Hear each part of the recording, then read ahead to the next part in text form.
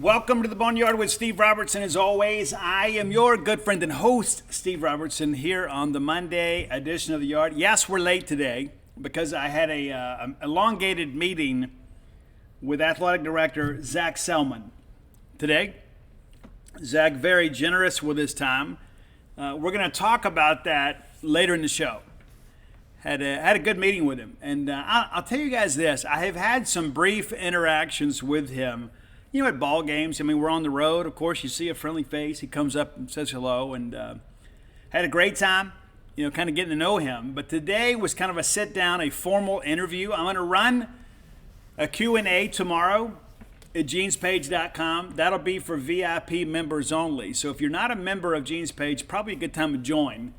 And I think you're going to be very interested to read some of the things he has to say about his vision for Mississippi State. He's been here about 100 days now. So he's got a pretty good idea of kind of, you know, what our strengths are and maybe perhaps where we need to shore some things up. I was impressed. I will tell you I was impressed. Now, it's one of the things to, sit down and say the right things, but I sense a real sincerity in him. I think this is not a matter of it's just a job or a stop in the road with him. I do believe he truly wants to make Mississippi State a much better place. And I don't know that I would have felt that way. I mean, that's not to say that I wasn't prepared to give him the benefit of the doubt, but to have a chance to sit down, just me and him. There was nobody else around and saying, hey, Zach, don't answer this or you should answer that. And I asked him when I sat down, I said, is there anything you don't want to talk about? And he goes, absolutely not. I said, is there anything that you absolutely want to talk about to make sure we kind of get it on the record? He goes, I want to talk about what you want to talk about. I can't say that's always been the case when I go and sit down with an administrator, or a coach, something like that. There's, in some situations, there's always some things that are all out of bounds or off limits. And I just didn't get that with Zach Selman today. I think I could have asked him anything. And to be honest with you, I did. I didn't sit there and interrogate him, like it was some, Miami Vice scene, where the sweat beads are dripping down or whatever, I didn't go in there and throw things or anything. It was a very, honest and a very professional conversation. And as a matter of fact, we spent probably maybe a half hour talking about, my history, how I became to be a Mississippi State man. Was I born into this? Did I choose this? Those kind of things. We talked at length, and it was good. It really was. And I didn't know what to expect. It's like, you get these brief interactions. You speak for a few minutes after a ball game or before a ball game when you're on the road. But to sit down and have a chance to kind of push a little bit. And I can tell you this, that probably one of the things that maybe you'll miss in the interview, he does kind of touch on it a little bit. But he has a statue in his office, of his family, the Selman brothers, and there's a statue in his office. And you can tell that family means a lot to him. And one of the things that I thought that was very impressive is he talked about, when this opportunity first came along, it was like, okay, I'm going to consider this. He said, but after he had a very candid and a very open conversation with Dr. Mark Keenum, he goes, it went from being I'm going to consider this to I'm going to pursue this. And so Dr. Keenum, of course, kind of sold him on the big maroon picture, and now here we are. And I think it's important to understand kind of how the cheese is made sometimes. It's important to see, hey, you got people out here and you see them at ball games, and you see them in press releases and things like that, and you don't always understand all the work that goes on behind the scenes to kind of keep this thing in the road. But very interesting conversation. Again, you can read that Q&A for the most part in its entirety at genespage.com tomorrow. Matter of fact, I'll get up. That's the first thing I'm going to do. I can't guarantee you what time I'm going to get up. Well, I'll get up, I'll take the dogs out and that kind of stuff. But as soon as I sit down at the computer, I'm going to start transcribing that very lengthy conversation. And it'll be entitled The Conversation, Zach Selman. I like to run those kind of in the Rolling Stone format years ago before they became a political rag. But all that said, it was good. And I think that's important for you guys to hear that. I didn't in any way feel like Zach Selman was keeping me at arm's length. In no way that he's like, hey, well, I can't trust this guy. Of course, obviously, he's been here 100 days, so has probably found out kind of the lay of the land a little bit. But I did not think that he was just kind of giving me coach speak. Now, of course, there's some questions that I asked that maybe we didn't get a direct answer to, but I still found his comments to be interesting. So we'll talk about some of that a little bit later in the show, and of course you can read it in its entirety tomorrow, genespage.com. Let's thank our friends at Bulldog Burger Company. I love Bulldog Burger Company more than a friend. I don't know how much you love them, but I can assure you this is a very faithful and a very passionate love affair on my behalf, and they love me right back. You know what you're going to get there. I'm always excited to go because when I'm craving it, nothing else will satisfy that craving like Bulldog Burger Company. I got to have those spring rolls, man. It takes a lot of work to be this beautiful. It really does. It's not just a lot of neglect with the hair and a incredible skin care regimen, right? It's those spring rolls. That's the fountain of youth. That's the secret for me, the spring rolls. And I've been looking a little haggard here lately. I need to swing by and get me something. And you do too. No, maybe your friends won't tell you. I'm going to love you right now and tell you, you need some spring rolls in your life. You need to get a little bit better looking. You do. It's true. I only tell you that because I love you. It's true. While you're there, have a great restaurant quality hamburger. You can have the Lauren. You can have the Bryant. I'm really partial to that Mississippi barbecue burger here as of late. Had that a couple times. And I finish it. But it's good. You know what I'm saying? Sometimes like, I'm going to push it. No, not this one. No. You're not going to leave a little bit something behind when you have that Mississippi barbecue burger. It's just too good to pass on. I had it with onion rings the other day. Maybe you want the fries. You get a substantial portion no matter which way you go with your side. 3 great locations to serve you: University Drive in Star Vegas, Gloucester Street there in Tupelo, Lake Harbor Drive in the Ridge and Flowwood area. And, of course, get that chocolate shake to go. I'm partial to the Nutella shake. Maybe try that next time. Dessert to go. That's a delicacy right there. It really is. Get the dessert to go. Even if you're getting the Shipwich Donut bread pudding, get that. Maybe bring it home, throw it in the fridge, eat it for breakfast tomorrow. Or that late night snack. You know you. Bulldog Burger Company, the place where people go to meet. M-E-A-T. I don't want to spend a lot of time recapping a weekend. We're going to, but I'm gonna go do it pretty quick, okay? Because I want to get to the Selman stuff and I want to get to some other things. Listen, the reality of it is this, man. Man, it sucks right now. It absolutely sucks. We've lost 6 games in a row. We're now a game above 500. We'll take on Memphis tomorrow. We'll talk about them later in the show too. We'll see Braylon Skinner. Braylon Skinner's return to Duty Noble Field. And so if you're local and you're coming to the ball game, be sure and say hello to Braylon. Let him know we still love him. It just didn't work out. I'm glad he's getting a chance to play, somewhere else. But the reality of it is that we're not playing well. And that's not a hot take. Y'all see it. You don't need an insider to inform you of that, but we are not playing well. We had a chance, of course, to win that game on Friday. We did. But our offense kind of departed us. I thought Cade Smith was really good. A couple big swings there. It's the difference in the ball game. But when you go out there and you get 2 hits, you're not going to beat anybody. You're not going to beat Arkansas. You're not going to beat Arkansas Monticello. You're not going to beat Arkansas School for the Blind. It's not going to happen. You're not going to beat anybody with 2 hits. And Hagen Smith, their regular Saturday guy, was moved up to Friday because they didn't know if Holland was going to be able to go. He eventually ended up going on Sunday. But let's get to it. And we'll go quick. So we open up with a leadoff walk to Diggs. Kendall Diggs is a dog, man. He is. I told you guys before the weekend, he's my favorite player at Arkansas. And I generally have a favorite player on every team in the SEC. But Diggs is a dude, man. That kid can really play. And so we walk him and immediately give up the home run. It's a 1-2 count, but it's 2-0 already. You think, okay, here we go. But Cade really settled down after this. Gives McLaughlin the ground out to first. Slavens out at first. Ground out to first and then toss to Cade there. And then Callie strikes out looking. We get to the bottom of 1. We go 1-2-3. Rashawn Ledbetter and Hines go 1-2-3 there. Smith gets a 1-2-3 inning of Arkansas. Gets Neville to swing. Holt swinging. And then Rowan lines out to second. So pretty efficient inning there for Cade. We go 1-2-3 in the second. DJ strikes out. Kellum strikes out. Alford lines out to left. And then what do you know? Cade with another 1-2-3 inning. Fly out to left from Bolton. Diggs strikes out swinging. And then Barofan strikes out looking. So Cade has found it. You have that first inning home run, but Cade gave us a winning effort. We just didn't support him. Bottom of third, Hancock grounds out to the pitcher, and then Amani gets hit by the pitch. Heifel strikes out swinging. Then Marshawn walks, which pushes Larry to second. And then Colton Ledbetter comes up with a single through the right side. The run scores here. And then Hines pops up to second. But it's 2-1. You think, okay, as bad as things have gone offensively, we are within a run, and our guy's starting to deal a little bit on the mound.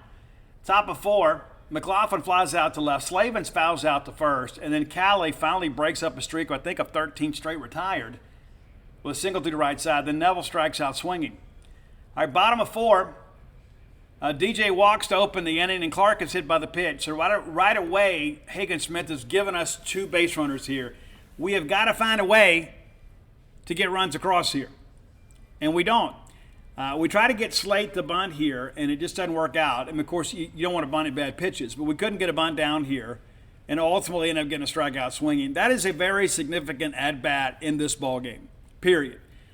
I don't care who you are, where you're from, who you play travel team baseball with. I don't care how much money your dad makes, how much money your scholarship money is. You have to be able to get down a bunt. And that's not just a Slate offered criticism. That is across college baseball. That's one thing I don't know that we do a good enough job with. Of course, Forsythe's been able to get some bunts down for us, Marshawn. There's a handful of guys, but how many times have we had a situation come up like this where we need to play short and we can't execute? So, yeah, Slate couldn't get it down. That's on Slate. But ideally, it's really on the staff. You've got to have everybody equipped in every situation to be able to get a bunt down. You have to be. And so had we moved these guys along here and have runners at second and third, guess what happens here? We score a run and tie the game. But instead, and of course the pitching sequence is different, I get it. But Hancock grounds to second base here. Ground ball to the right side, gets a run home from third, it's 2-2. But instead, because we couldn't get a bunt down, now we've got a runner at third and runners on the corners here, and then Larry strikes out looking. Now, of course, Amani's got to come through there for us too, right? As does Luke, right? It's not just about Slate offer. But you get 2 guys on that are gifted to you, absolutely gifted to you, and you don't even hit the ball out of the infield. That's losing baseball. When they're giving you gifts, you have to cash in, and we don't. We don't get a bunt down. We don't get a base hit with Luke, and then Amani strikes out. So it's on all 3 of them. Don't get me wrong. I'm not piling on Slate offered here. I just wanted to make that point. Everybody in our lineup, 1 through 9, in a situation like this, has to be able to get a bunt down. And we couldn't do it. All right, top of 5, still a 2-1 ball game. Holt grounds out to short, Rowan flies out to right, and then we walk Bolton, and we get Diggs to ground out to first unassisted. Really big out there. And so as we head to the bottom of 5, Cade, outstanding. Absolutely outstanding. We open up bottom of 5, and guess what happens? They gift us 2 more. Heifel walks, Marshawn walks. You got to be able to make something happen here. Well, Ross tries to do a little bit too much here with left-hand hitter up. He goes on his own, and he's trying to make a play, right? I'm not critical of his thought process. I'm just critical of, in this situation, when their guy is struggling, let's not gift them an out. And I thought Ross almost made it. But with a left-handed hitter up there, you're basically giving the catcher free rein there to throw you out at third. And, again, Ross just trying to make a play. So the thought behind this is good. It didn't work out for us. And that's the thing, too. All of a sudden, and furthermore, David Marshawn has got to read that, too, right? It's not a called play. And that's one of the reasons you kind of know that. But Marshawn's got to read that. Kind of got caught flat-footed there. And so I'd rather, you want to run that backside, especially if it's a throw going down, because you're going to make it. They're gifting you the base. But the reality of it is we shouldn't have gone anywhere. But if we had, we'd have been able to make some things happen. But Ledbetter singles back up the middle here. And just imagine if we'd had runners at first and second there, because that ball got through easy. They were in double play depth because Marshawn was still at first. And so, here you're probably scoring Heifel. I mean, the gift of hindsight is a beautiful thing. Well, then Ledbetter goes second on a wild pitch. Now all of a sudden, you got runners at second and third, and it's a pass ball. I mean, they're falling apart here. It's a 2-2 ball game, and then they walk Hunter Hines. We absolutely have him on the ropes right here. He has walked 3 in the inning. We gift him an out bag. However, it's a tie ball game. We're good to go. And then DJ and Kellen come up, and both of them strike out swinging. So here we go again. Heifel, Mershon, Ledbetter, Hines, Jordan, and Clark. 6 guys come to the plate.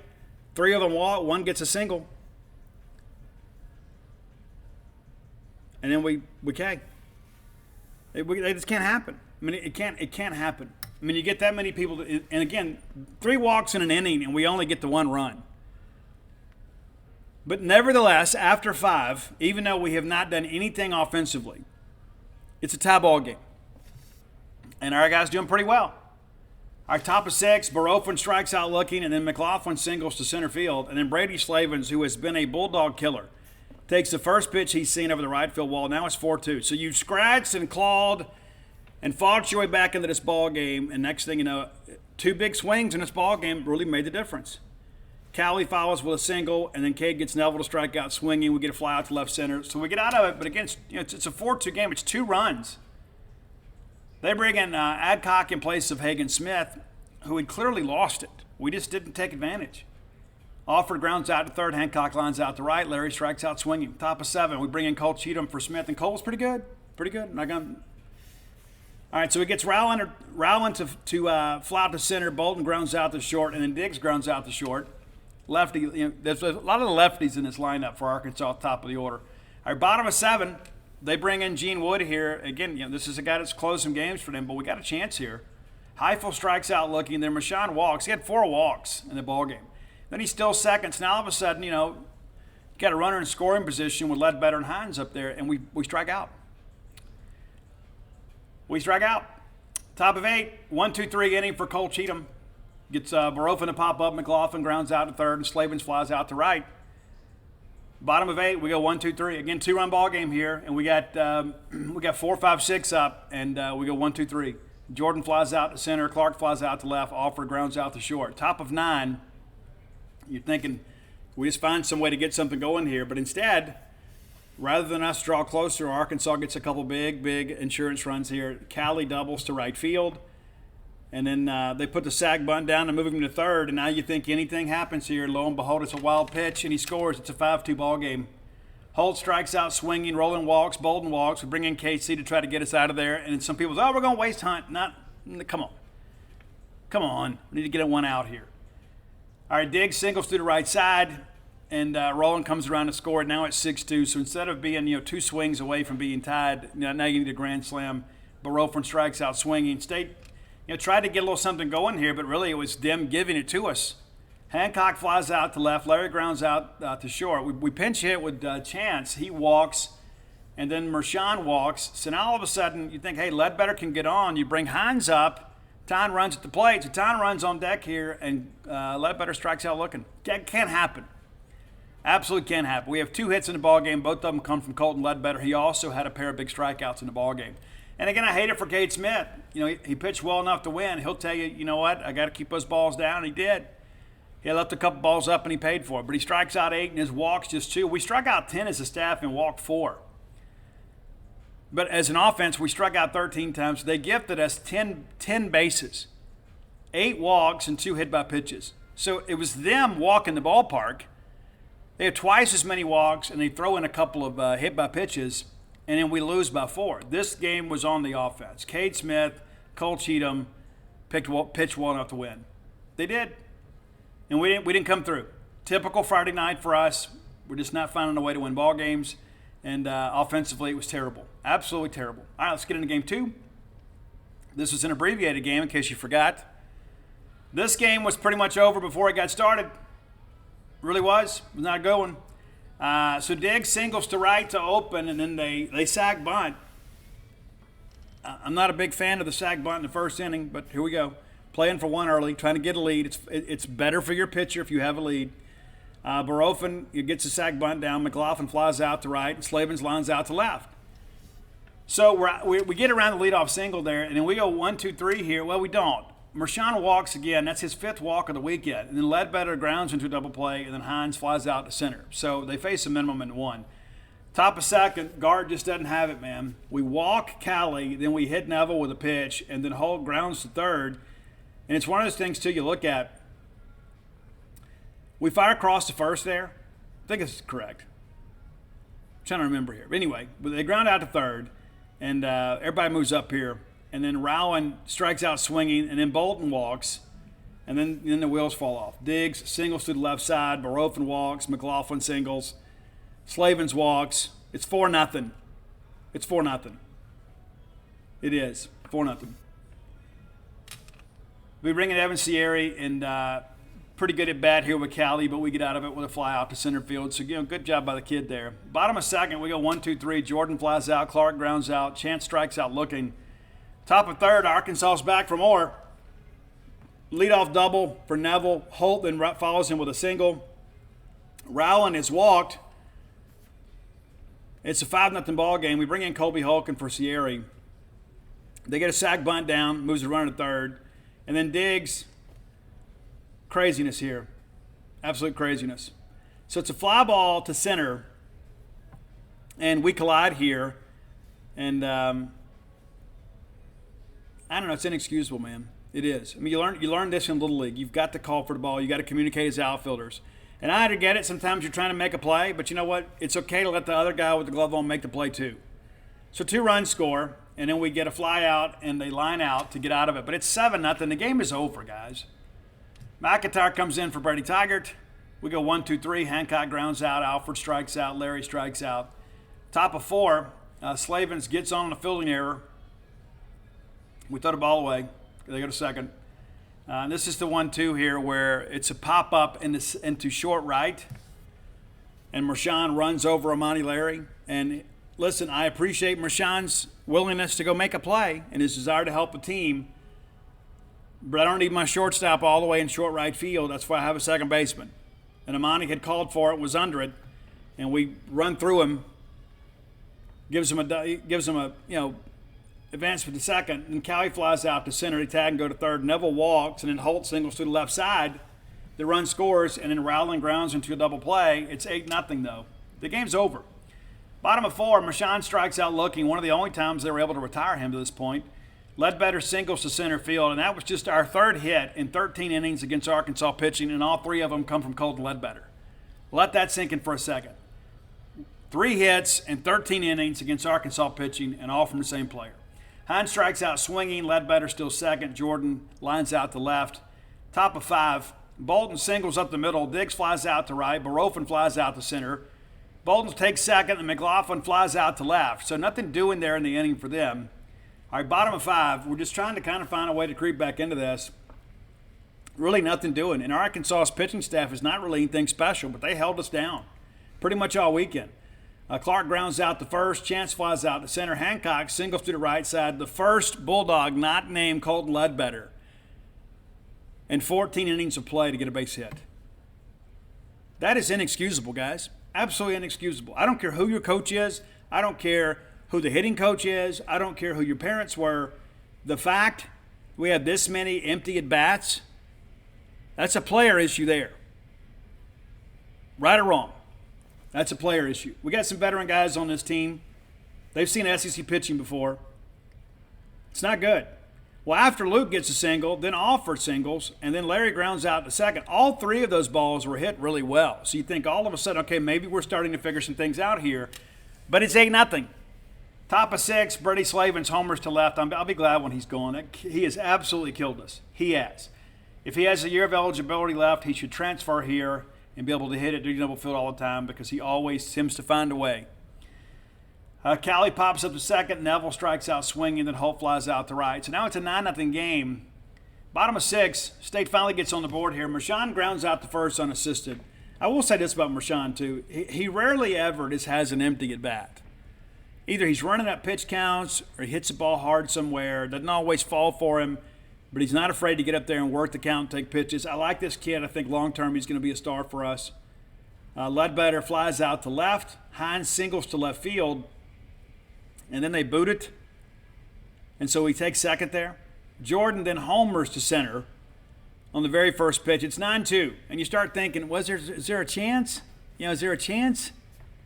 Clark then doubles down the line, and all of a sudden you're thinking, you know what? We're starting to make some consistent contact here. We had gone 14 innings with not much to speak of offensively. Now all of a sudden we're starting to get some pretty good swings here. The problem is there's already separation in the game. Of course, Clark doubles down the line. Chance then grounds out to short. If it's a 9-2 ball game, you're down 7 with just 9 outs to play with. And Arkansas is like, you know what? I think we're ready to go. Rowland flies out to right. Bolton then walks, and then Diggs homers to right field. And what a home run it was. It's 11-2. We bring in TD Tyler Davis in place of Holcomb. Barofin doubles to right center. McLaughlin walks. Slavin strikes out swinging. And then Cali homers to left field. Now it's 14-2. Neville strikes out swinging. And so here's the problem that we have is every pitcher we use this day gave up 3 or more runs. Consistent. It wasn't like anybody was just like, hey, this guy just had a bad day or this guy let us down. It was a collective failure of the entire pitching staff. Bottom of 7, State goes fairly quietly. Hancock flies out to left. Alford walks. We pinch hit downs for Monty Larrett. He singles up the middle. Aaron Downs has kind of become our pinch hitter of choice. I don't know. We don't need to find a way to put him in the lineup. At least I know he'll get up there and compete at the plate. Rashawn lines out to third, and then Ledbetter lines out to right, and that's your ball game. 14-2. 5th 10-run ruling of Mississippi State baseball in SEC play this year. Inexcusable. I understand it's happening around the league. I know even LSU got 10-run ruled over the weekend, but the bottom line is this is Mississippi State, and I can understand it happen every once in a while. You have a bad day, but to have it happen 5 times in a year, that's unacceptable. All right, quickly, Game 3. This one went the full 9. And that's the thing I think about, too. Arkansas was missing 3 of their regular position guys. 3 of their starting 9 missed the weekend, including their second leading home run hitter, Wegner. And you shudder to think what these scores would have been otherwise. What if they'd have been full strength? My goodness. When they're having to play 3 backups and they're still winning this series with ease, it says more about us than it does them, to be honest with you. All due respect to Arkansas. And I have a lot of respect for Dave Van Horn in Arkansas. I do. I think it's a matter of time before they win a national championship. All right, so again, Arkansas, Diggs walks, open the inning here. Barofin strikes out looking. McLaughlin singles. And then we get Slavins to pop up and Cowley to strike out swinging. So, there's always a little bit up and down with Durangelo first inning. We navigate it without giving up a run. All right, Rashawn grounds out to short. One of the first quick leadoff at-bats he's had this year. More times than not, he's working counts here early. Ledbetter strikes out looking. Hines pops up to second. Top of second. Low, it's really calmed down. Jones grounds out. Holt grounds out. Rowland grounds out. Bottom of second. State. DJ grounds out. Clark singles to left field. Clark had a pretty good day on Sunday. Larry reaches on a fielder's choice. They force Kellum at second. Larry's still second. They've had him picked off and just couldn't make a tag. Then Hancock strikes out swinging on 3 pitches. Top third, Durangelo gets a fly out to left. We'll get a strikeout and think, okay, here we go. And then we hit Barofin, who's still second. Then McLaughlin singles, drives him around. It's 1-0. And then Slavin's homers to right field. I'm about ready to put a GoFundMe together to make sure that he gets all his graduation fees paid. Cowley grounds out to second. So here we go. Again, the inning started off well enough. It's a 2, and we get 2 quick, and what do you know? It's a hit, and then it's a hit by pitch, and then a single, and then a home run, and now it's 3-0. All right, bottom of third. Game wasn't over yet. Chester grounds out to third. Heifel strikes out looking. So a little 2-out rally here, and again, it's Mershon in the middle of things. Lengthy at bat, gets the walk. I believe that's his 6th or 7th walk on the weekend. I'll take that every day because it's given Colton a chance to hit against a pitcher in the stretch. We still second. And then Mershon is advanced to third on a balk. Ledbetter walks, and then they balk again. He wouldn't even come and said it. Wasn't even close. And I can understand it happening once in an inning. It happened twice. It was absolutely not close. So the run scores is 3-1. And again, they're kind of gifting us this, right? Right? Because it's walks. Hines then homers to right center. So here we are finally making them pay a little bit for giving us base runners. 22nd home run of the year, ties with Tommy Raffo for 6th all time. The next home run will be 23, which will tie him for 5th with Brent Rooker. And just ahead of that, Will Clark, Rafael Palmeiro, Bruce Castoria. All right, then Jordan flies out to right. But now it's a tie ball game. It's like, hey, all right, we're back in it. We're back in it. Lois calmed down a little bit. We'll be good. And then things kind of fell apart here. Jones strikes out swinging. Holt is hit by the pitch. We walk Roland.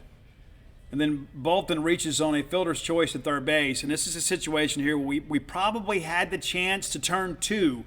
We step on the bag at third. How many times this year have we seen that? Where maybe Slater, Nate, they go, the ground ball to them. We don't go immediately to the bag and throw across. We try to do it here. We're a little bit far there. I think I'm going to go 5-4-3 there, but I'm sure that's kind of been ingrained in them. Hey, let's take the easy out here and then try to turn 2. If you turn 2 here, you're out of the inning. Well, we don't. And so then we bring in Cheatham, and he just didn't get it done. Really good the day before, just didn't get it done.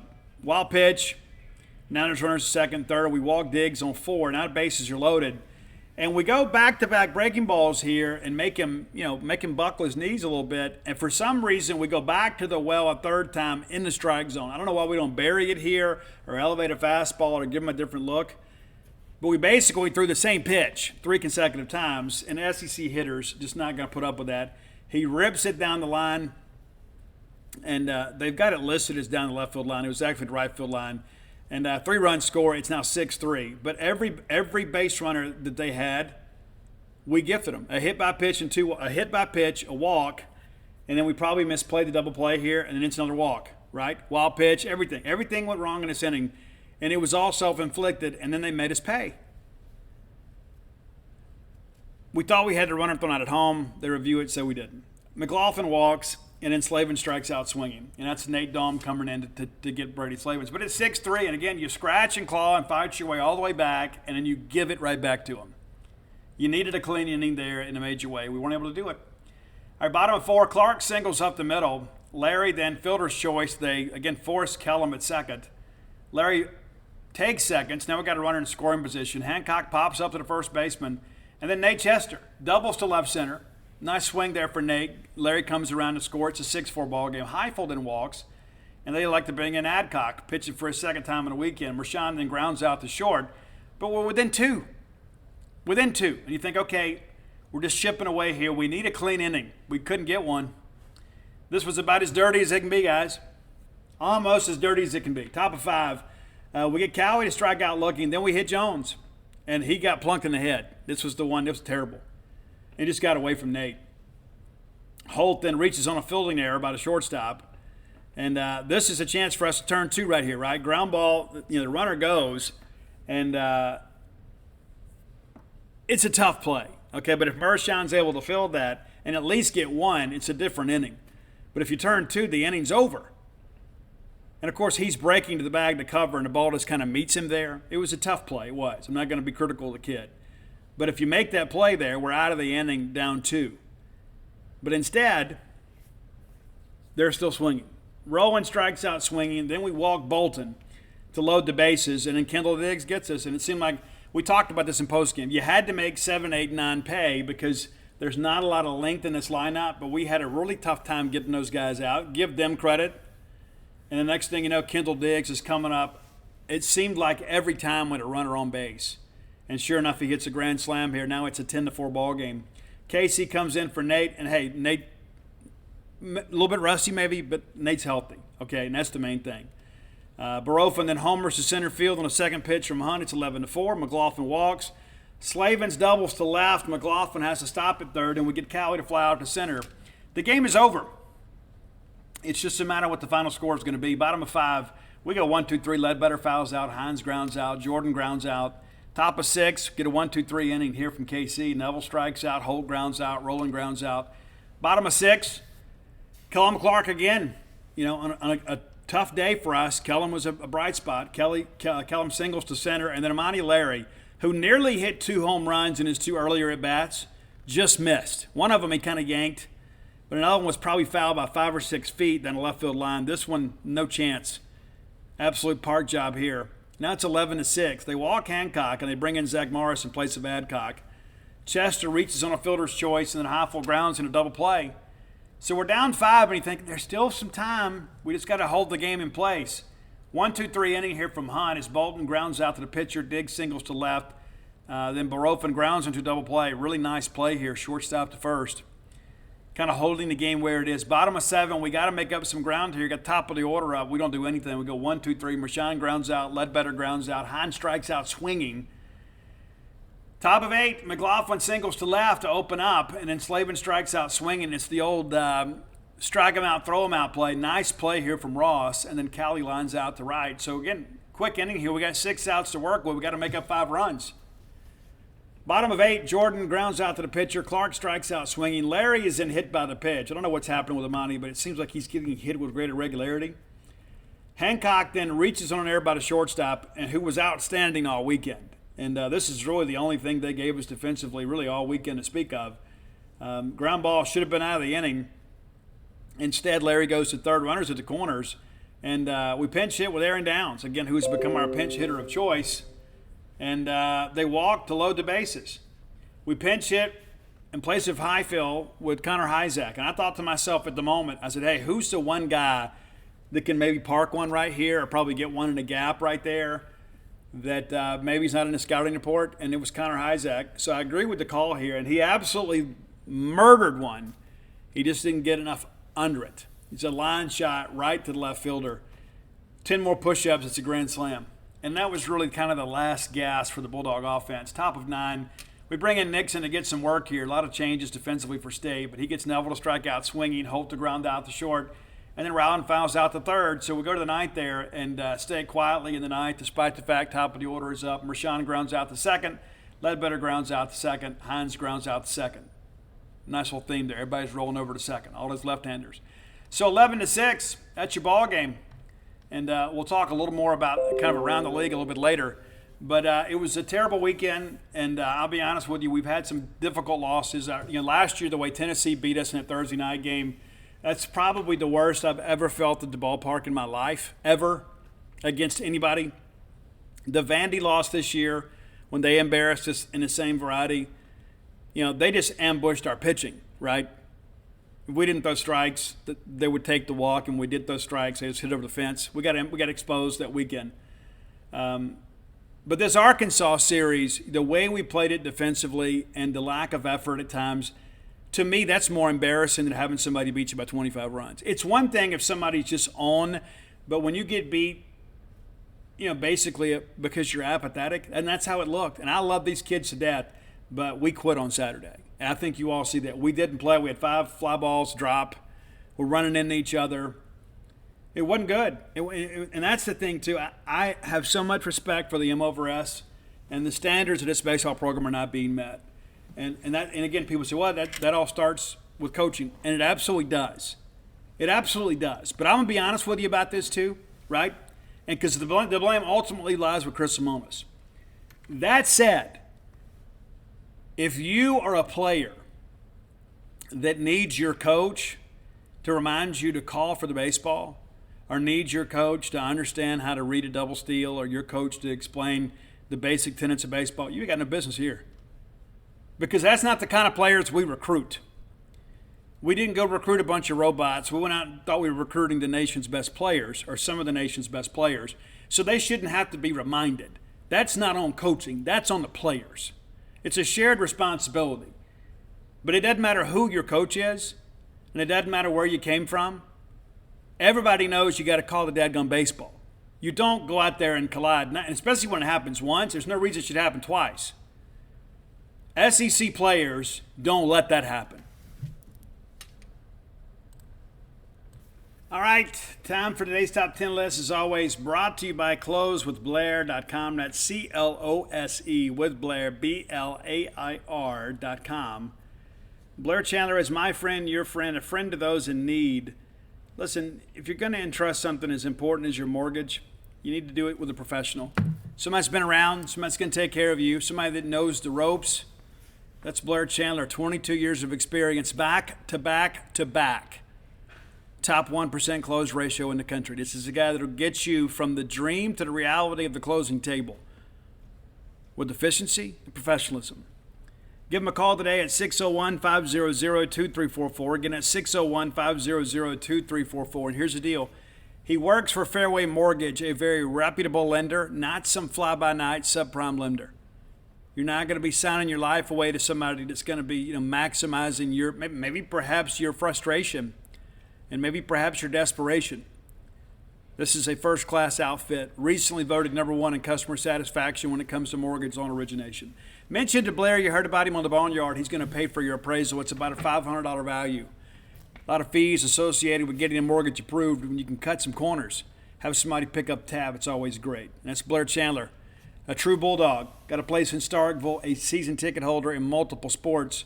Be sure and close with Blair. All right. In light of the recent coronation in jolly old England across the pond there, I am not a big proponent of the royal family. I don't really care, right? Many of you do. I remember being a kid, my mom waking me up unnecessarily to go watch the wedding between now King Charles and Lady Diana. I was not the least bit enthused by that, but I was woken up from summer slumber to go watch that. Many of you were too. I have no allegiance to the royal family. I am more of a Sex Pistols fan than I am a royal family fan. I think the whole thing is a bit hokey. But nevertheless, because that is in the news, Roy decided, hey, let's do a top 10 in honor of the royal family. Now, the Sex Pistols didn't make the list, even though God Save the Queen. I guess now we can do a new rendition of God Save the King. Also, we didn't have Royals from Lourdes on here. Probably could have, but we didn't. So it's our Kings and Queens top 10. No Aerosmith either. That's a good track, though. We'll throw an honorable mention in their direction. They recently announced their farewell tour with Black Crowes opening. That'll be a great night of live music. If you get a chance to go out and be a part of that, you should. So here we go. Top 10 Kings and Queens. Number 10, Kings of Leon, Use Somebody. It's really the only thing. I guess the song Sex on Fire is pretty good too. But Use Somebody is a great track. I think it's actually a cover, but you know what? I'm not going to do the research. We're just going to go with it today. Number 9, Queens of the Stone Age. Number 9, and we're going to go with No One Knows. This is kind of a different band. And I'll be honest with you, the singer here sounds a little bit like Chris Cornell. He does.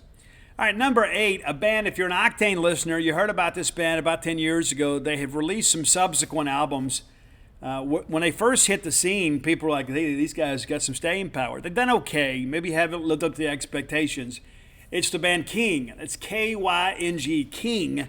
And we're going to go with Falling Down. Great track from them. Big vocalist, too. All right, number 7 is Queensryche.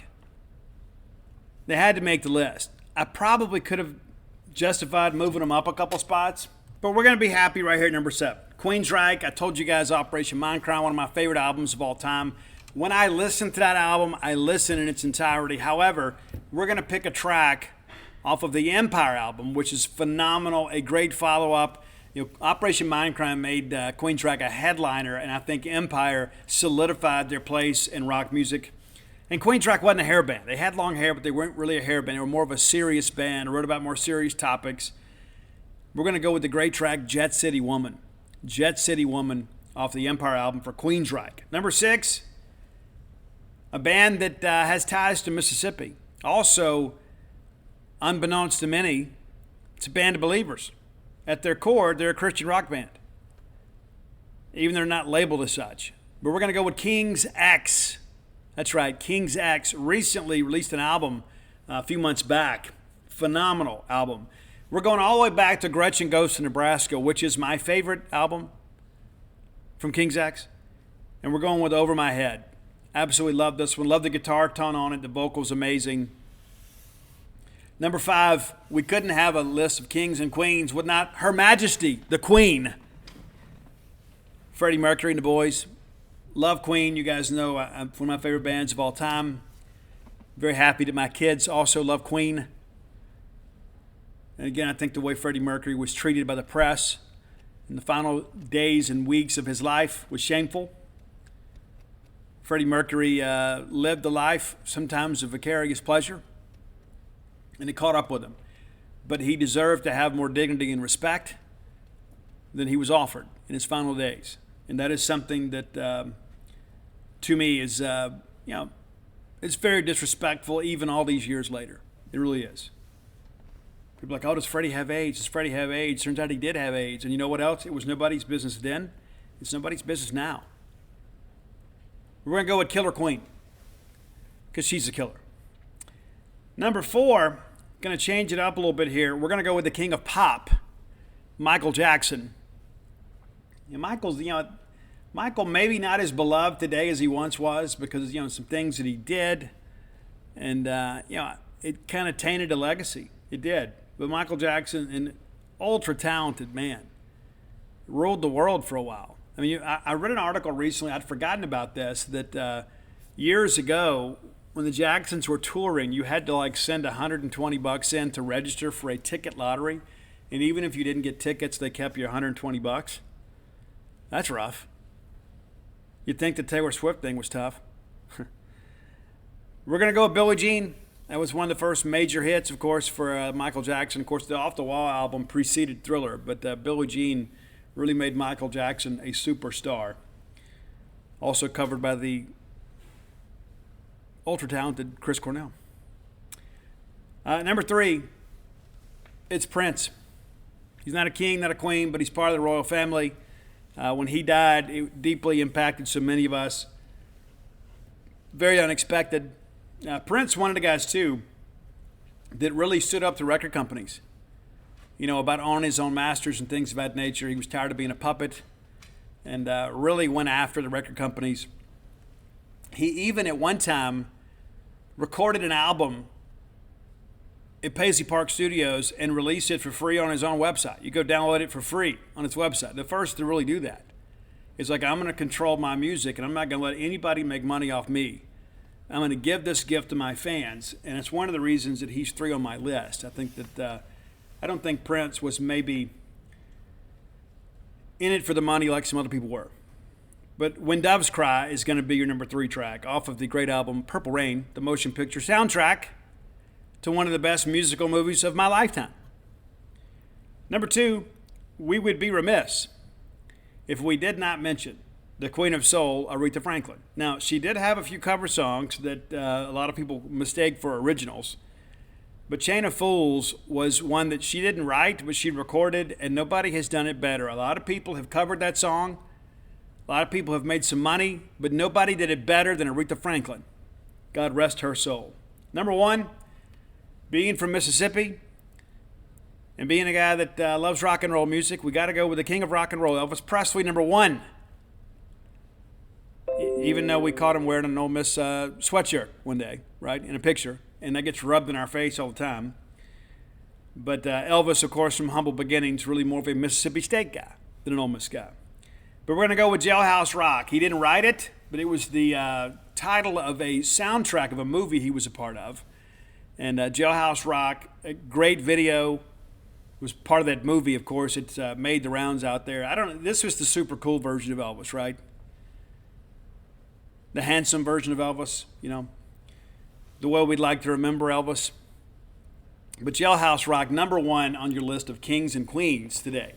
So that's our answer to King Charles. And if the British ever want it again, feel free to come and get it. If you have ideas for the top 10 list, reach out and let us know. The best way to find us is on social media. I'm on all forms of social media at Scout Steve R. Roy is at Dogmatic67. He kind of keeps up with everything. That's DAWGMATIC67. I'll be honest with you, it's probably better to go directly to him because I'll forget. I'm just being honest with you. Roy does a very diligent job kind of keeping all this together for us. And I appreciate that very much so. Roy is a great friend. And I like it. We have a chance to get together when he comes to town. Doesn't always work out because, game day is a work day for me. But always enjoy having a chance to visit with Roy. When Dan and I were out in Frisco, we went and watched the MMA fights with Roy and his children, which is always great. And so nevertheless, if you're looking to keep up with our great top 10 lists, and there's so many people have said, Steve, I'm so glad these are on Spotify because when I'm looking for something to listen to, I go listen to this, and sometimes I get turned on to an old favorite that I've forgotten or a new band that perhaps I'm unaware of. So that's what we're here to do, is provide you with a service. A top 10 list brought to you by Spotify at Dogmatic67. All right, next segment of the show brought to you by Campus Bookmart, a Starkvillian institution. I love Campus Bookmart. You will too. You should already if you don't. Campus Bookmart doing a great job for a long time for a great fan base. Get in there and see their smiling faces. The lovely, talented Susie, Miss Pam Maynard, Kathy Brown, the whole crew will treat you like family because in their minds you are family. Simple as that. It's wonderful. If you can't make it to town, visit them on the World Wide Web at campusbookmart.net. And by being a loyal Boneyard listener, we'll give you a phrase that pays. That is BSR, which stands for Beautiful Steve Robertson. That gets you free shipping on all orders over $75. Any order less than $75, absolutely incomplete. Football season's going to be here before you know it. Go ahead and start thinking about outfitting the family, Mom. It's going to be hot.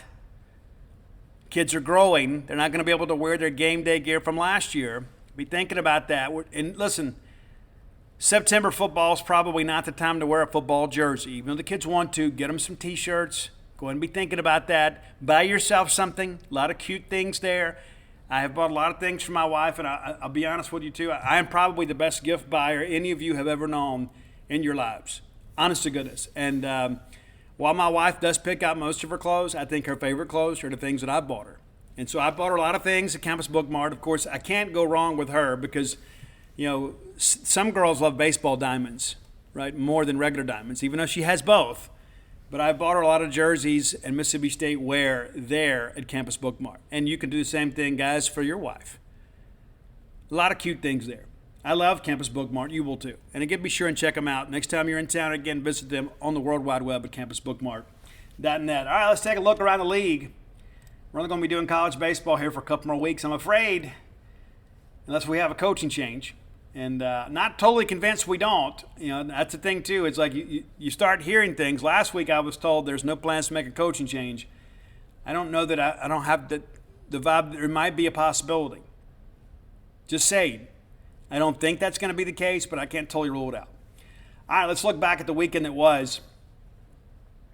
All right, let's see here. Let's back up a little bit here. All right, we talked about our Thursday games on the Friday show. And so Friday, Georgia and Tennessee get together. Tennessee wins 12-3. And then you look up and you're like, well, man, look, Tennessee is just still rolling here. They're just rolling right through. And then Georgia gets game 2. And then you get into Sunday and think, surely Tennessee will get it done. No. Georgia takes 2 of 3 at home against Tennessee. So the Volunteers kind of cooled off a little bit over the weekend by Georgia pitching. South Carolina goes into Lexington and gets swept. Nothing fluky about it either. South Carolina wins the Friday game 7-3. Turn around on Saturday and beat them 14-7. And you think, well, Steve, they just had a bad day. Well, they had a bad day on Sunday, too, because they get them 9-2. Would Zach Lee have 13 strikeouts? So Kentucky, validating my confidence in them with the sweep. I'm getting a free lunch out of this deal with a former Diamond Dog player, and I hate to say a former one. Same old Kentucky, right? Yeah, well, and I agree that they're really good in their own ballpark. They like playing in their ballpark. But now they're 14-10 with 2 weekends left. They're in the tournament. They win the next 2 weekends, which I don't expect them to. They do. They're probably hosting. They go 18-12. They're absolutely hosting. They split. They go 17-13. They still may be hosting. I just don't think it's going to happen, though. I think they end up probably around 16 wins. 16-14's got you in. That's really, really good. They're in now.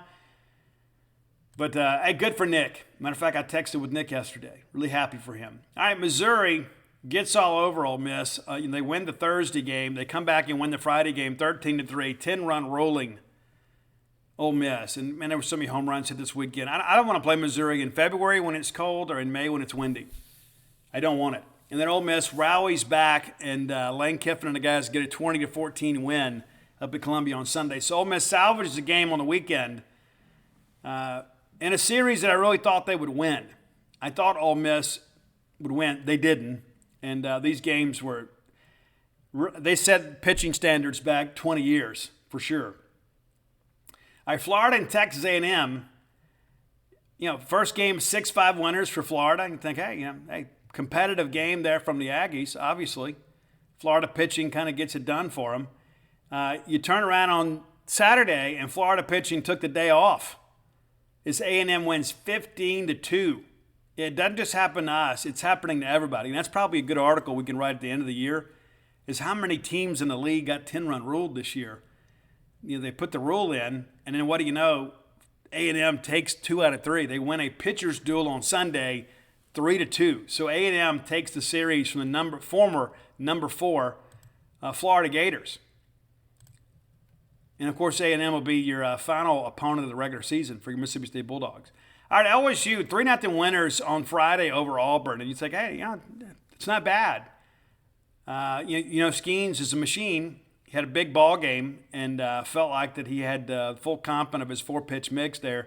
Auburn still had 7 hits in the ball game, just could not push anything across. You think, okay, well, this will just go to script. Wrong. Not at all. It did not go to script at all. As Auburn takes an 8-6 win over LSU on Saturday, and the Tigers of Baton Rouge actually hit the Tigers on the Plains 12-7. But Auburn comes from behind there to win the ball game. So it's a rubber game, and you think, okay, all right, everything's fine. No, things are not fine. They're not fine. As Auburn 10-run rules LSU and Baton Rouge. Did you see that coming? I didn't. LSU pitching falls apart. They have 3 errors in the ball game.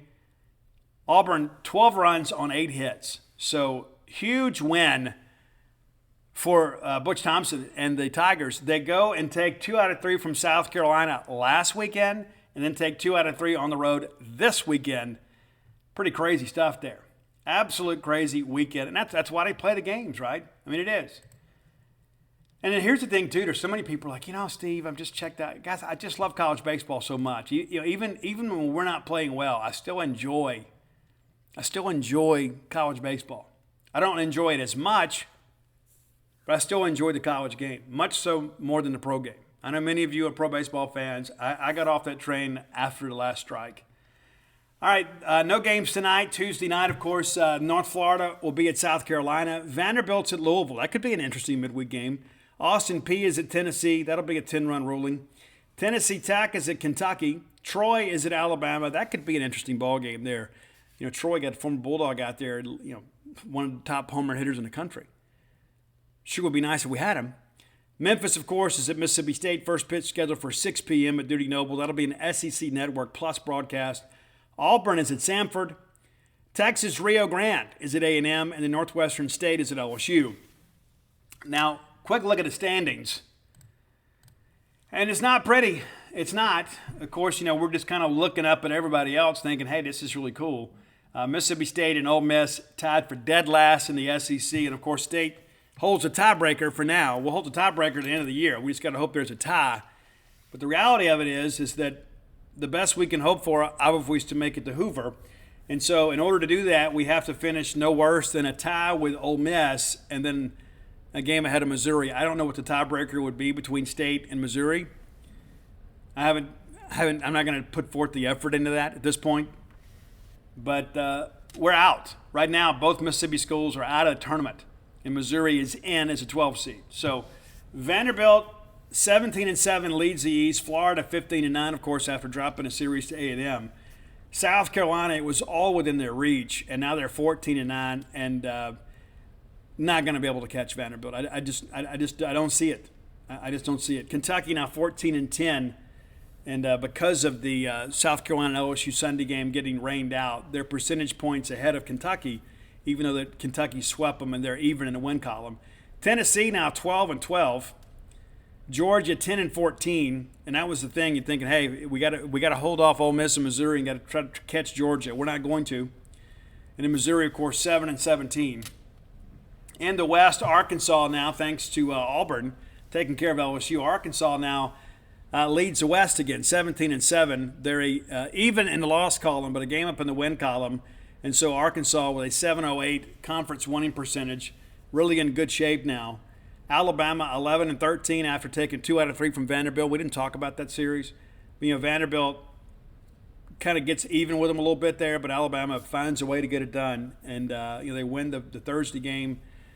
They lost on Friday and came back and won on Saturday. But, of course, Auburn takes 2 out of 3 from LSU and A&M 2 out of 3 from Florida. And Ole Miss loses 2 out of 3 to Missouri. So We're not in it. And at this point, neither is Ole Miss.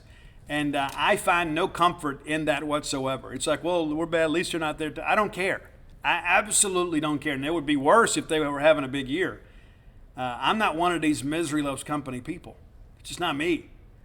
Maybe you see things a little bit differently. But, again, it's like, Steve, why do we even care of just making Hoover? That's never our goal. That should always be a given for us. But we're going to still run down the exercise here. So Georgia will visit Missouri this weekend, which is interesting. And then Missouri will go to Auburn. And so I feel like, hey, Missouri may get a game at home. The way Georgia's playing, who knows? But the way the wind blows out there, I mean, you leave some balls up, they're going to hurt you. But I would suggest that Missouri is probably going to win another game. They're currently a game ahead of us. So it's going to be difficult to catch them unless we find a way to go win a series. And the way that everybody's playing around us, you begin to think, hey, I just don't have a lot of confidence in this group. Of course, Ole Miss, we've talked about they had an easier May than us. They haven't taken advantage of it. Absolutely have not. I mean, you lose that series. I mean, guys, Ole Miss pitching, and granted, to be fair, it's like playing in, Coors Field with a trampoline. A lot of runs scored in these ball games. I mean, Missouri and Ole Miss first game was 20 runs scored, 16 in the second, and 34 runs. I mean, nobody's ERA makes that deal, right? So Ole Miss, no midweek game this week. They will be hosting Auburn this weekend. Red Hot Auburn suddenly has caught fire on the road, and then they close out at Alabama. And so all of a sudden that May schedule, you look up now and say, you know what, Auburn has won at South Carolina and won at LSU. You would expect them to be able to go win against Ole Miss. And you say, Ole Miss going to Alabama. We'll see how things look in a week, but after the way they pitch this weekend, you got to think now if you're Ole Miss, you're kind of catching these teams at the wrong time. But you got to feel like Ole Miss can probably win a game or two. And so we got to go out there and win a couple games to avoid finishing dead last by ourselves in this conference. And that's the big question everybody always says after every game, Steve, do you think he's okay? I said, guys, I don't expect a coaching change. We lose the ball game. What about now? What about now? It's like a bunch of kids, And here's the thing. It's okay for you to have an opinion independent of mine. I may be wrong. But I know the people that I spoke to as late as Saturday said, we're not planning to make a coaching change as of Saturday. Now, if this thing just completely bottoms out and you say, how much worse can it get? Oh, it could get worse. Let's say we go winless the rest of the way. I don't think you have any choice. We're going to love baseball forever, but the reality of it is there's a lot of people out there that give a lot of money to Mississippi State baseball that may have a bigger voice than the rest of us. But I can tell you there's some people in the ownership that are like, you know what, hey, let's just be patient. It's not – those people that have money are usually not people that are reactionaries, right? They're not people that get caught up in the moment. But the reality of it is it's been back-to-back years and things have not been good. And again, you can excuse away some of last year due to injuries. This year, not so much. And I think that's the real concern, right? I think we've had some bad evaluations and we've had some guys regress. And it'd be one thing if you looked up this weekend and, we had lost these games, 7-5. A couple of them were competitive, but, you give up double-digit runs in 2 ball games. It's kind of hard to point the finger at Fox. We talked about pitch selection. I kept telling everybody that wasn't the issue some people made it out to be. So here we are. It'd be one thing like if we had, all of a sudden you fire Fox and all of a sudden the pitching staff catches fire and you had won that series against Arkansas, or at least, every one of those games was ultra competitive. And so you can't just scapegoat Fox here when he's out of the way and then you're still having some of the same issues. And listen, love Chris Simonis to death. Very appreciative of everything he's done for Mississippi State baseball. But as much as I like these guys and much as I love our players, I love Mississippi State more. And so the reality of it is I'm going to do, in my mind, what I think is best for Mississippi State. I'm just some guy on a podcast and guy that owns a website and a guy that covers baseball extensively. But nobody's going to call me in the office and say, hey, Steve, what do you think we should do? I get some of that, from some of you guys and even some of our donors to say, hey, Steve, you're a little bit closer to it than we are. What do you think? Not that we're all voting or conducting some opinion poll, but the reality of it is that, my hope is, I think the best case scenario is for Chris to turn this thing around. The question becomes, though, is can he? Can he turn it around? That's the big question. And I can't offer an answer to that because I don't know. And neither do you. None of us know for sure. I just know this, is we are never comfortable losing in baseball. And you want to see us get really motivated, this is what does it. This is what really fires people up. It's like, okay, if we go 6-6, 7-5 in football, we're like, okay, all right, I get it. Back-to-back years, going to the Liberty Bowl and the Music City Bowl, we always say, well, there was a time we didn't even get to do that, right? But in baseball, it's like, hey, we're typically competing to host a regional and perhaps a super regional. And we thought we had graduated beyond the point that we're having to sweat out Hoover, right? I mean, that's how I feel. I know you guys feel the same way. But I can tell you, man, it's like I'm sad baseball season is over, is ending. And not because I'm just ready for it to be over. I'm sad because I had higher expectations of this team. I did. And it's one of those things, too, we always talk about, well, what went wrong and what about this? We don't need to perform an autopsy, right? We either need to make a decision, okay, we're going to stick with Chris, and we're going to give him every chance to succeed, and we're going to ramp up NIL fundraising. We're going to put ourselves in a position where we can recruit hard in the portal and turn this thing around immediately. We've got a great recruiting class coming in on top of what we had in the last class. So I think, reinforcements are on the way. I think, what Chris Lemonis needs to do down the stretch is we got to show some signs of life. You got to go out there and you got to give Zach Selman something to sell. Like, let's, if we're wishing here, let's say you go down there and you play 3 competitive games against LSU, maybe you get one. And, goodness, if you get two, I think everybody's like, well, okay, all right. Let's say you get one, maybe you get 2 next weekend against A&M. You split the last 6 and you get 3. You look up and say, you know what? Hey, it wasn't the season we wanted it to be, but maybe we've addressed the most glaring issue, and that was our pitching situation. And these guys gutted it out down the stretch. And if we go out there and we get swept, we get absolutely embarrassed at LSU, which is entirely possible, and then we lose to get swept by A&M. I mean, I can't give you any code of conduct. Because you can't say, hey, this guy was the problem, and then get rid of that guy and then continue to go down the same path you're on. You've got to show some signs of recovery. And so, again, as of Saturday, I was told we're not planning to make a coaching change. But to be honest with you, I don't think a decision has been totally made yet. I think maybe you're leaning towards, okay, listen, we're leaning towards Chris coming back, and maybe there's an element of that is financial, right?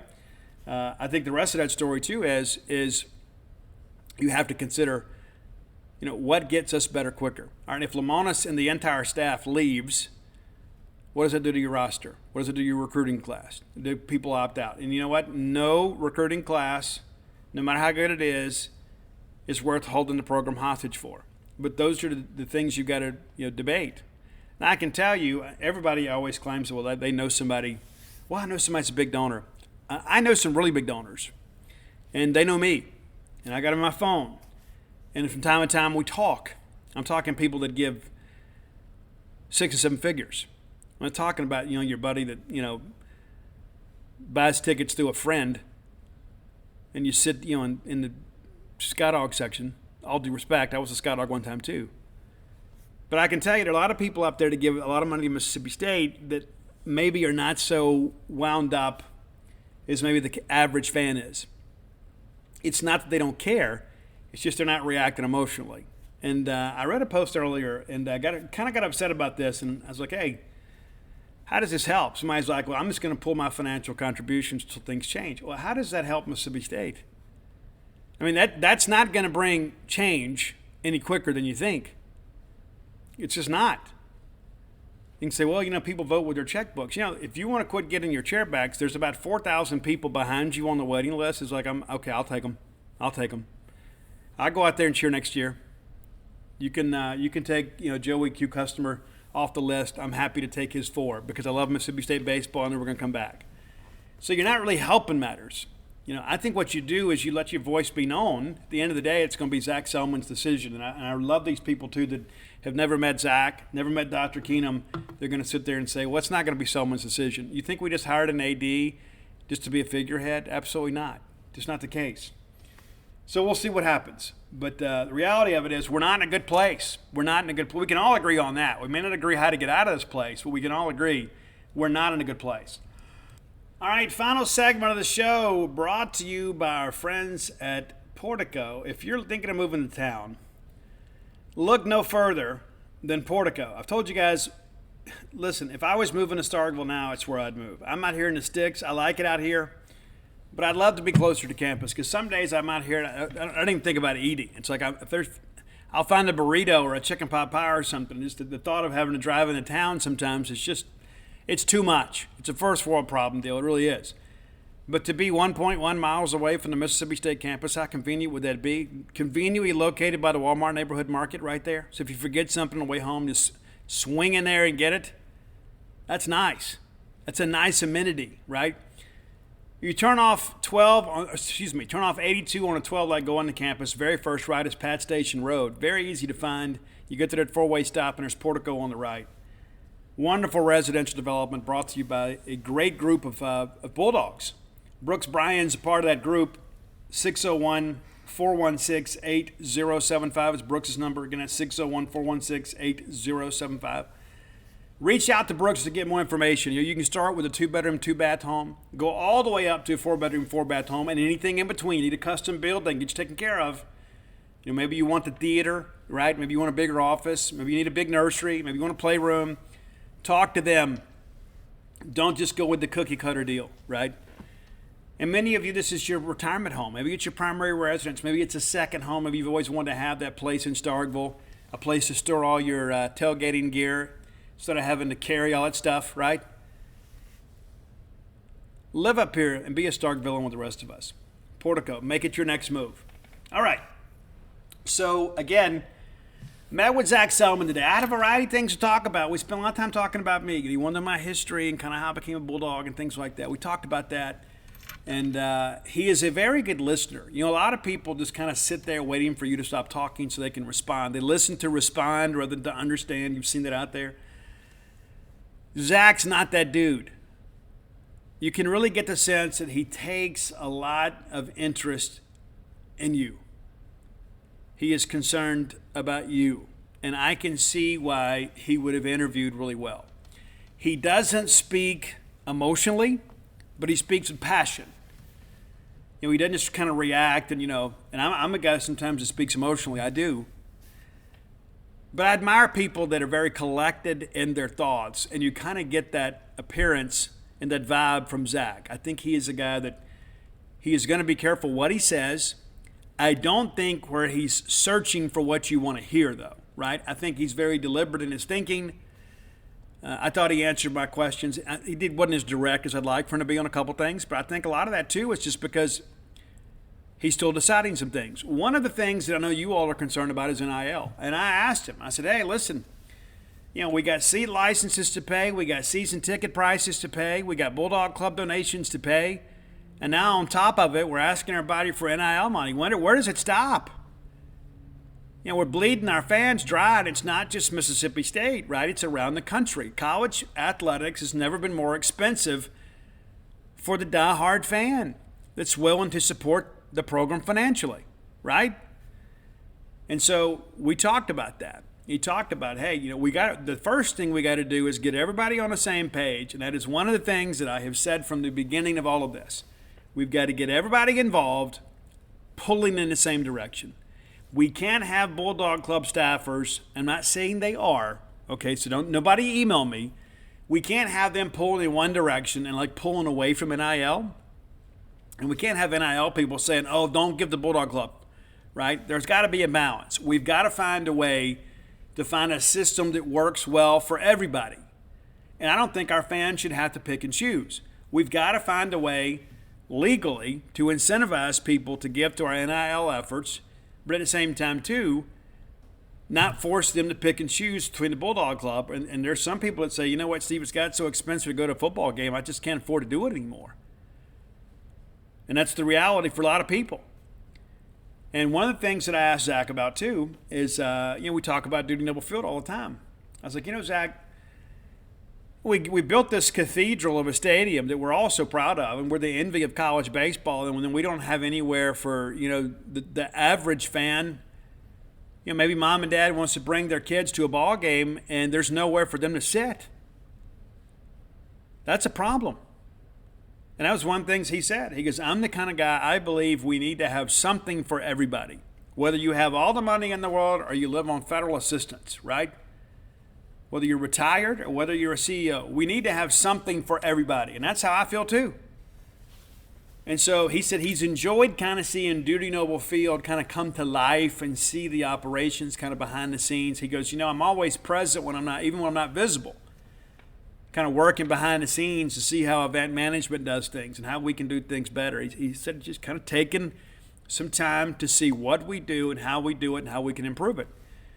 But he goes, moving forward, and we don't have a time frame for that. We don't. That's not an immediate concern. I mean, it is for the person that wants to come. We got bigger fish to fry right now, than going out there making renovations to a major stadium that we just spent, a fortune on. But the reality of it is moving forward as part of our plans to change the experience at Dudy Noble Field, there is going to be something in line for general admission. That's the impression that I get, and that's something that I've talked to Jared Benko about in years past and John Cohen in years past, but I think Zach fully understands that. For those that are lucky enough to have chairbacks, those who are lucky enough to have a space out there, it's been an incredible experience for you, and you don't want to give that up, and I don't blame you. Say, we're going to do what we have to do. I've waited so many years to get my spot. I'm keeping my spot. And then I may find a way to bequeath it to somebody else in my family because it's such a wonderful time. We've had so many great memories here. But the hope is at some point you turn those single ticket holder people into season ticket holder people. And right now, why would you go buy season tickets to go to Mississippi State if there's not a place for you to sit? And there's not. And we've got to find a way to handle it better. And we don't do this anymore, and we should. And I don't know why we don't do it anymore. But I remember years ago, once we got through like the fourth inning, we would invite people to come sit in the grandstand. It's like, hey, and if your season ticket holder shows up, just move, right?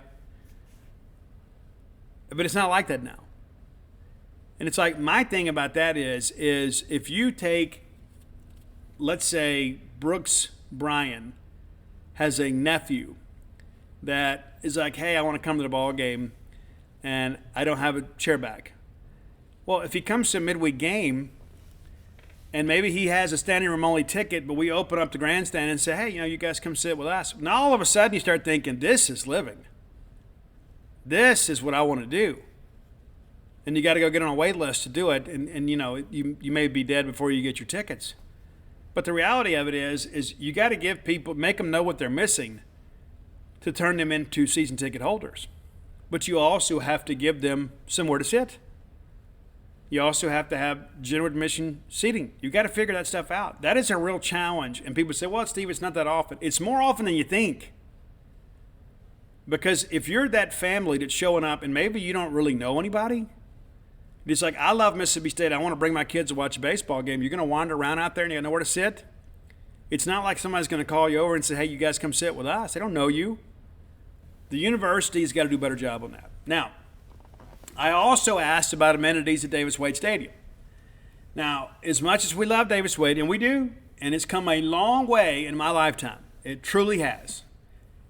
I'm from the 1900s. I remember when, we basically looked like a big high school in many respects.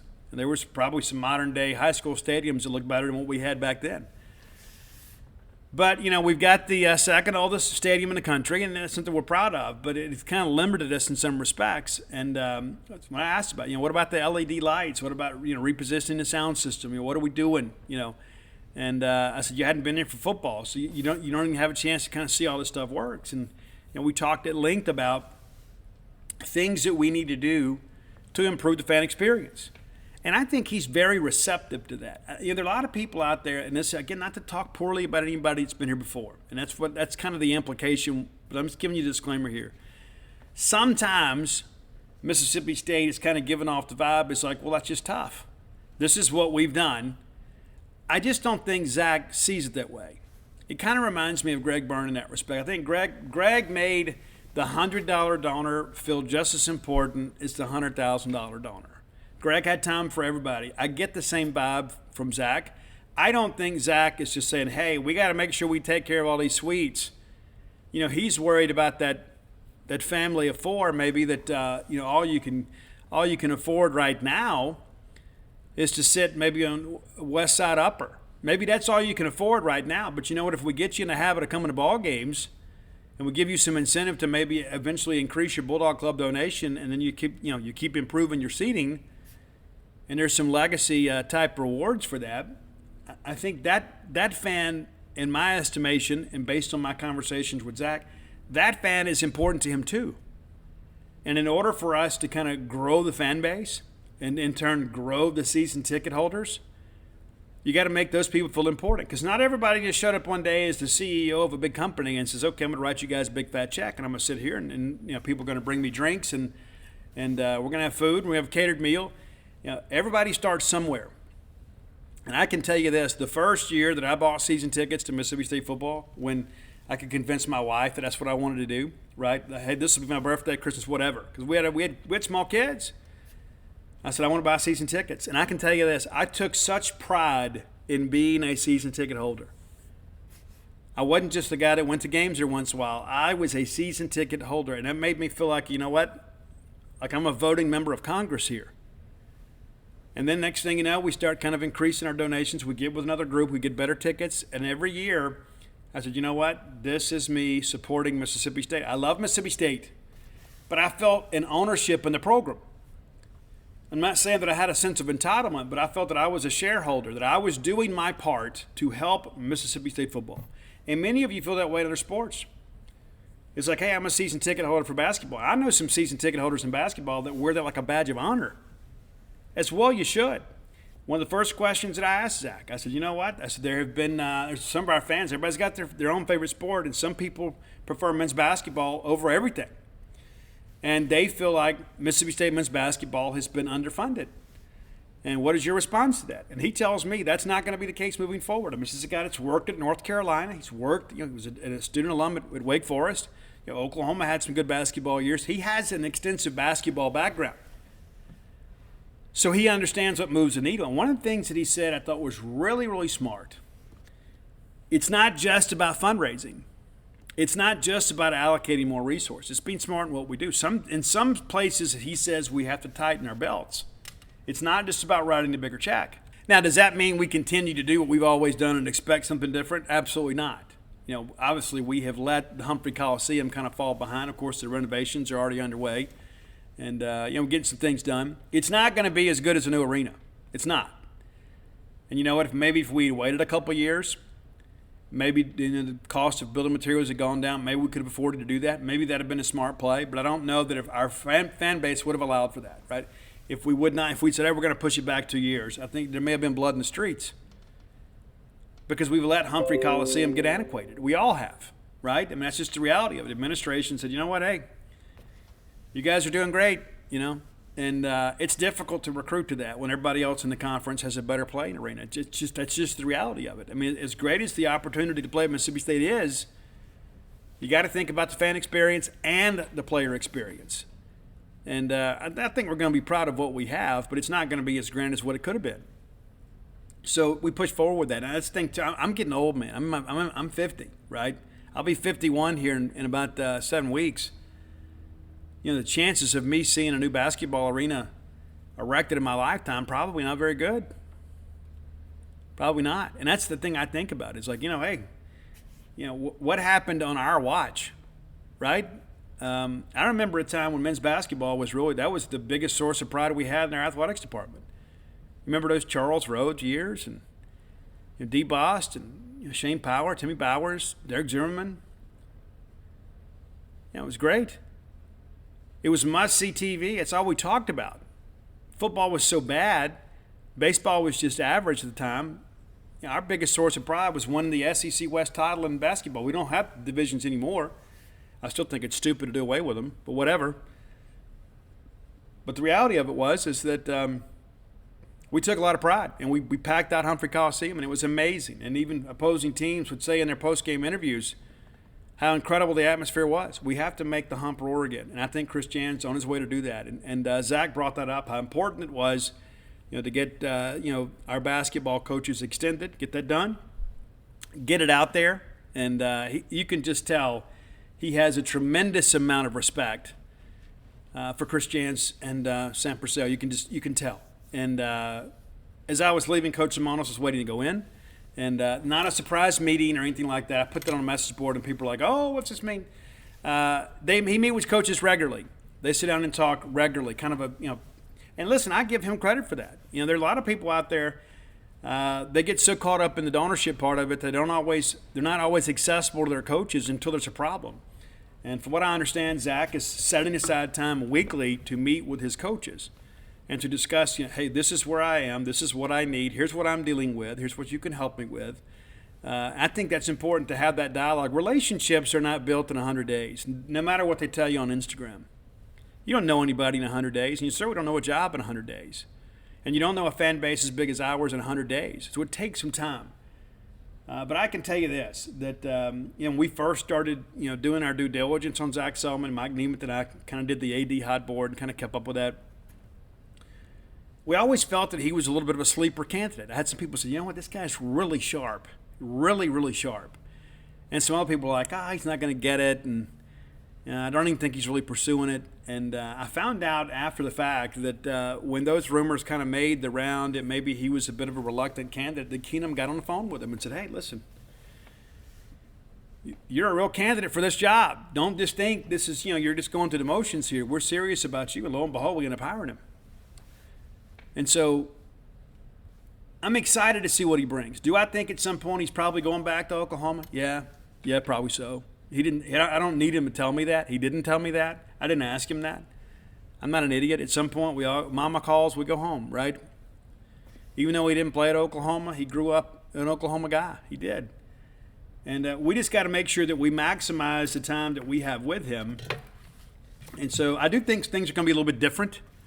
I do think that they are a little more, I guess the way John, in many respects, I would say John was a coaching approach, right? John, this is your job. I expect you to do it. I'm going to follow up with you to make sure it's done, right? I think there's going to be a little more structure, and I don't mean that to say that we were disorganized, but I think there's going to be a little different deal. I think there's going to be maybe some micromanaging in some respects, and I don't mean that in a negative way. I think there's going to be a lot more levels and policy and things of that nature, and this is the way we do things. I hate to use this term, but I guess kind of professionalizing the department a little bit. That's not to say that it wasn't professional under John. I think John was a guy, too, that held people accountable. But I think, maybe John didn't have, weekly progress reports and things of that nature. I think John was like, hey, if things are going good, kind of like riding a hot hand, if you got a guy that's in the groove, you don't want to mess with it, right? Just check in, hey, just keep doing what you're doing, man. I think there's going to be a little more, and I hate to say the word hierarchy, I guess you could say. I just think that it's going to be a situation where you're going to have some different people involved in different positions, and you might actually see the staff grow in some respects. So I'm eager to see how that evolves. There's a lot of spots they got to fill in this department, for sure. But I can tell you that I won't ever say I had a lack of confidence in Zach, because I hadn't had a chance to really sit down with him. But after sitting across from him, and it was very, very, conversational. It wasn't like, okay, he's sitting across his desk. He was very open. We sat down in a little receiving area there, and I was in a chair. He was in a chair. It was a little, occasional table between us there. He had his cup of coffee there, and I laid my phone down on it. We just talked like friends, and I can tell you he's very approachable. And I think when you guys have a chance to interact with him, I think you're going to be happy with who you have. I really do. And I'm eager to see it. And of course, a lot of people are kind of beating him up because they don't think they're going to get what they want from Mississippi State baseball. And a lot of people are pushing for a coaching change. You're like, hey, if Selman doesn't fire him, then I'm off the. That's not fair. That's not fair. That's not fair to Zach. It's not. You can say, well, I don't get what I want, so I'm done with you. Yeah, I'm glad I'm not married to you, right? Give the guy a chance to make his own assessment. One thing that I will tell you, and it's important, and we'll part with this. We're not meeting the standards of Mississippi State baseball. And he reiterated that multiple times. He goes, we're not even close to the standards that this program expects. So let's see what happens here in the next 2 weeks. See if we can't begin to take some steps back towards meeting those standards. All right, that's going to do it for today. Until next time, let's all live our lives in a way we make more friends than enemies, and people can see a difference in the way we live.